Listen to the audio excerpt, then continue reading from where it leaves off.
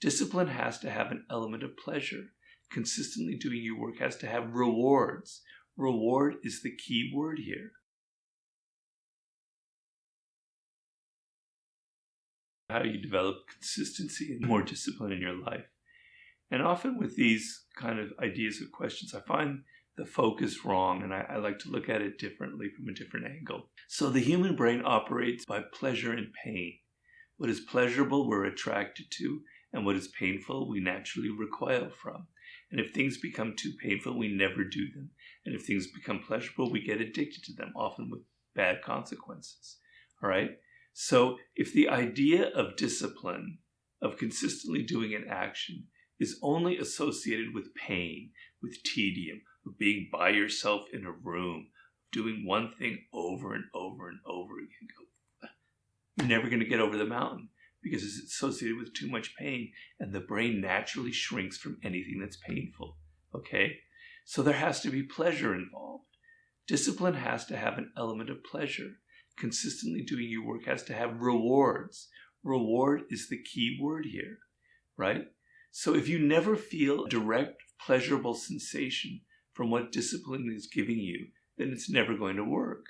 Well, what are the rewards? When you were young, when you were a child, if you learned a sport, or you learned a musical instrument, or you learned chess, you knew that in the beginning, day by day, it was boring as shit. You hated it. Wasn't fun. But if you stuck with it, after 3 months, 6 months, wow, I can play this tune. Yeah, I can make a 3-point shot. Yeah, I can win a chess game here. All right? There's a reward. And then you push through and you go further and further and further and further. Okay? If you never had that experience in your childhood, then it's pretty rough. I think most of us have had that in some kind of endeavor. But if you've never experienced a reward from discipline, it's going to be very difficult for you. But you have to know that after the 3 months or the 6 months of sitting in your office and writing every single day over and over and over again, you're trying to write a book or a novel or whatever, it's boring as hell.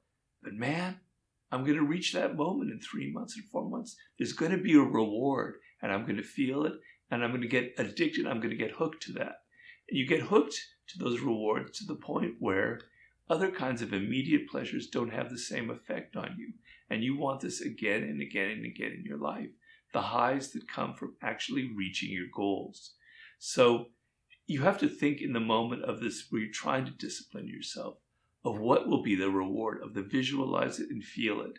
I'm going to have this skill at the end. I'm going to have this business that I've started. I'm going to have this sense of pride. I'm going to have this sense that I got where I wanted to. And literally visualize it and imagine it and feel it in your body and know that that's where I'm going to have that reward at some point.